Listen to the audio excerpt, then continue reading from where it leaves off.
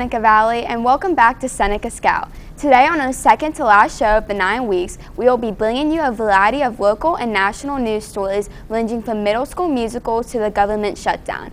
I'm Maddie Conrad. And I'm Easton Mock.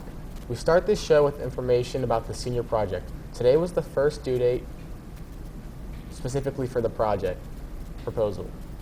The proposal consisted of 4 main parts and 2 required forms. Throughout this proposal, the students explained what they will research, what they will do for the job shadow, and how they will complete the action portion. Students must also write all the contacts and businesses that they will be in contact with throughout this project. Students must estimate what dates and how many hours the task will take to complete. Students must attach 2 forms to the parent guardian consent form and the mentor letter commitment form. Since May, Mr. Stevens has been guiding students on this project here, and he has more information about how he has been helpful. Right, so here in the library, I do a lot of things to help students who have questions about graduation project. Number one, I will try to answer whatever questions you have. And one thing that I tell you often is you should really talk to your classroom English teacher about that question. Some other things we do. I've got a printer to this side of me and to this side of me, so students who need to print things can do that. We also scan items in here that can then be uploaded into your My Sites. So we do all those things. It can really be kind of a one-stop shop. If you're at a point in your project and you're confused and you don't know what to do next, please stop by and see me because I'm always glad to help. Last Thursday, SV Chorus traveled to Westminster College to compete in a PMEA Honors Chorus event. SV had over 57 people compete in the event and 26 made it into the chorus. People traveled from all over the district to compete in this event. In the audition for the judges, listened for tone, dynamics, and blend. The pieces that students had to audition with this year were inspired by Russian and Latin heritage. Each voice section had over 40 people auditioning, and only 12 from each section made it into the chorus. The students that got accepted into the choir must learn 4 new pieces of music for their performance on November 8th. As for national news, the U.S. government officially shut down in early October after Congress failed to pass a new spending bill. This marks the 22nd government shutdown in U.S. history. The closure has caused many federal services and thousands and hundreds of workers without pay.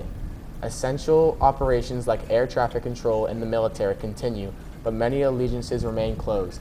We interviewed Seneca Valley teachers Mr. Bull and Mr. Luco, who shared the possible long-term effects this shutdown could have on both the economy and the country. At 12 p.m. on October 1st, the very beginning of the month, the U.S. government failed to pass a spending bill, which has resulted in a government shutdown.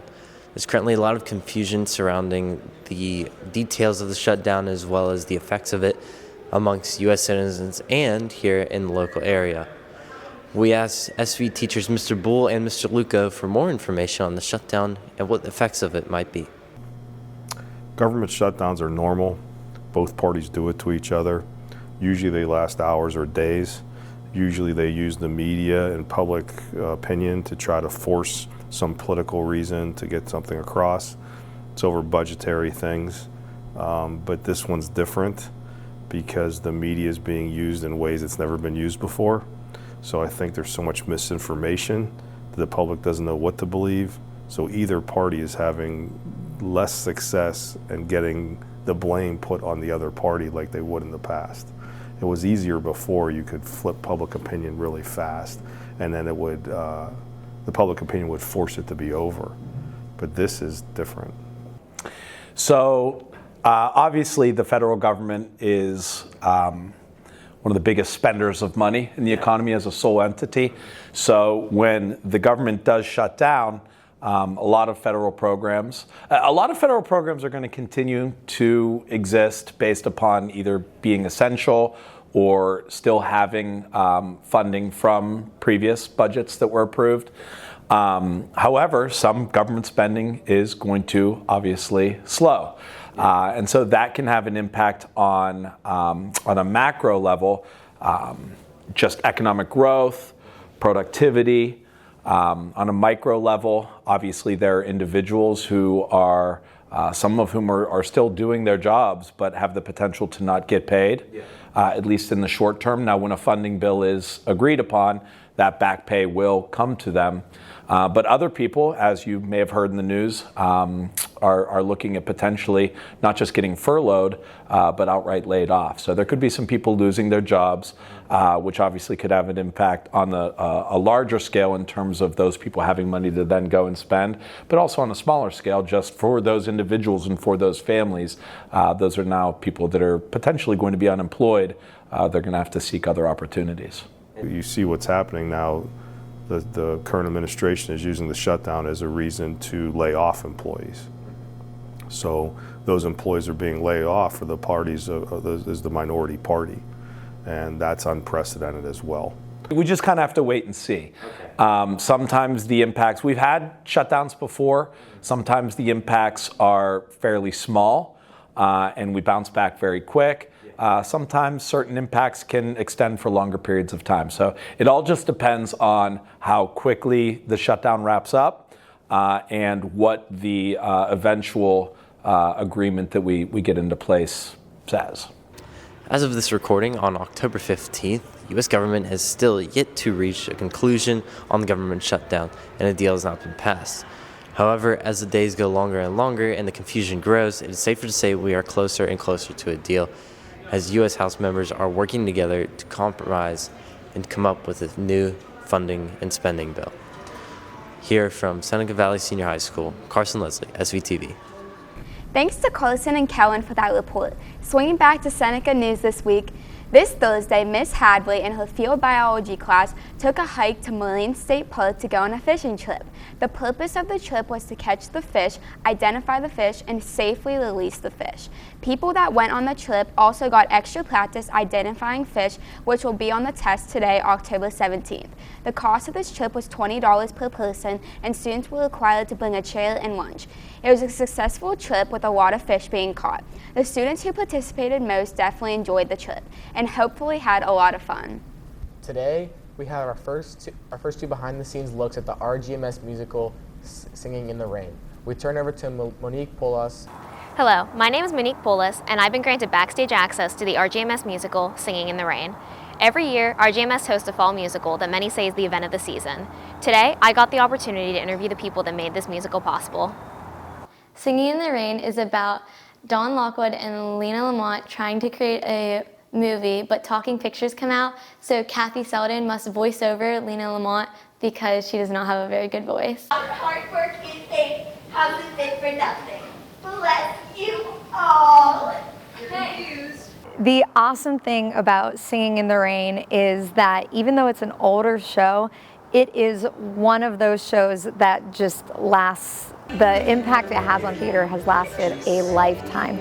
And what I really love about this show is that it's a very dance-heavy show. So we have the opportunity to have more for our featured dancers. We have a new choreographer this year, Brittany Vikiner, and we're doing so much more with our choreography on stage. But also because it is one of those older shows, it's very different from what we've done in the past couple years because we've done a number of Disney shows, and then Seussical last year is a very fantastical fantasy sort of world. So it's interesting to now teach the kids how to act and do theater for a kind of real world situation.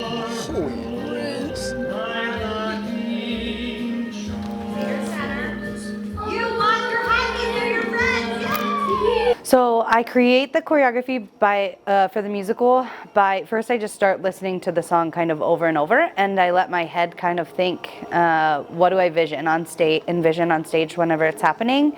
I have been a choreographer for over a decade at this point, and so that's normally part of my creative process. And then I have to kind of think about who do I have, what are the students that I have, what are their talents, what are their strengths, and then start to put it together, literally count by count. All talking, all singing, all dancing, musical romance.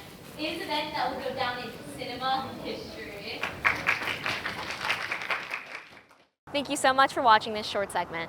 Tickets will be available online for purchase. The musical is taking place in the Intermediate High School's auditorium. The show takes place on November 6th, 8th, and 9th. Thank you, Monique.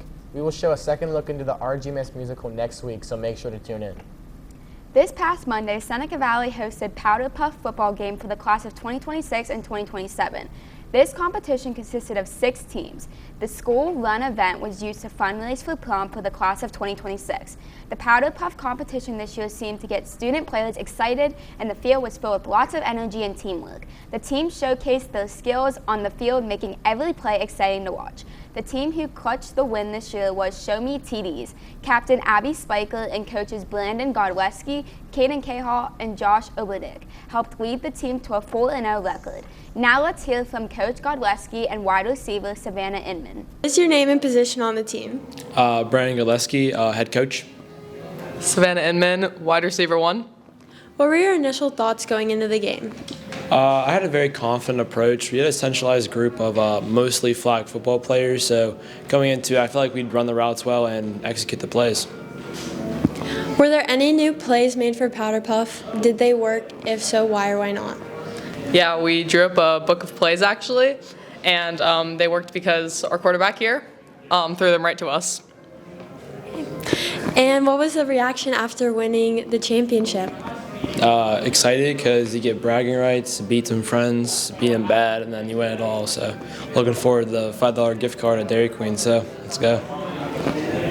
We were really excited. It was a pretty close game, the last one, so it was pretty thrilling. Congratulations to Coach Godleski and the rest of the team. Switching over to the music world, it's now been 2 full weeks since Taylor Swift released her highly anticipated album, The Life of a Showgirl. There are 12 songs on the album whose main color is orange. Over the past 2 weeks, the tracks of The Life of the Showgirl have generated more than 460 million on-demand official streams in the United States.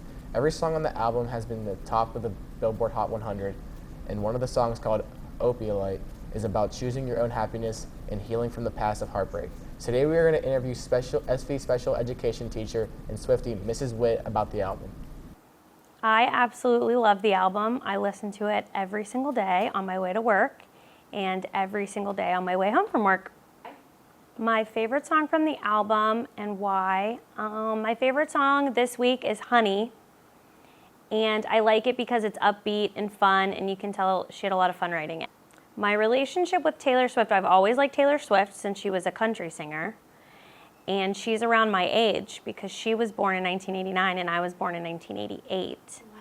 So I've known her since she came out. And so I've loved her the whole time, but since the Eras Tour, I like her even more. Thank you, Mrs. Witt. As the regular season comes to an end, the boys and girls cross-country teams are preparing for their Whippeal Championship races. On Thursday, October 23rd, both teams will head to White Oak Park to compete against teams like Butler, North Allegheny, and many more. The top 3 teams in this race will advance to the state championship, which is hosted at the Parkview Cross Country Course in Hershey, PA. You may have watched our first 5 shows this year, but do you ever wonder what goes on behind the scenes? Well, now we hear from Gavin Dalton to see what is entailed when you join the Seneca Scout. Hello, Seneca. My name is Gavin Dalton, and today I'm here with Carson Leslie. All right, Carson, what's it like taking a broadcasting class with little to no experience? It's really fun. Broadcasting is something I've really looked into for college, so being able to take this, it really benefits me in post-education, secondary education, stuff like that. Getting a bit of hands-on experience as well. All right, Carson, and what's it like taking this class as a beginner? Would you say it's more open, or do you think you need more experience to be able to take this class? I mean, really, I had no experience, so being able to do this, I've gotten a hang of things within the first 9 weeks, and this is like a semester class, so it's pretty simple. You get pretty used to it after a little, even if you have no experience whatsoever. You'll figure out what you're doing pretty easily. All right, Carson, thank you so much. Have a great rest of your day. You as well. Thank you. Students start by writing their readers on Monday, and with the help of Mr. Murkowski, they revise it on Tuesday. A reader is basically like a paragraph-long description of your story that is read by the anchors on the screen, and is what is actually being communicated to the viewer. On Wednesday, students create an over-the-shoulder graphic, which is basically a picture that describes to the viewer what is going on in the story. It appears above the anchor's left shoulder, so the viewer can see what's going on. On Thursday, students do their first run-through of the show just to see how the show is going to look for the next day, make sure everything's working okay and everything is going fine with the anchors. On Friday. Sorry, I just realized Roll the sound bite. You might have been watching for the past 6 weeks. Alright, so that's all I have for you today. If you're looking to get into broadcasting, this class is for sure for you. And I'm Gavin Dolan. We hope to see you next year. Thank you, Gavin. That will be all for the show today. We here at the Seneca Scout thank you so much for watching. Catch the Lados take on Central Catholic tonight at 7 p.m. on Armstrong Channel 208 or on Twitch. Have a great weekend.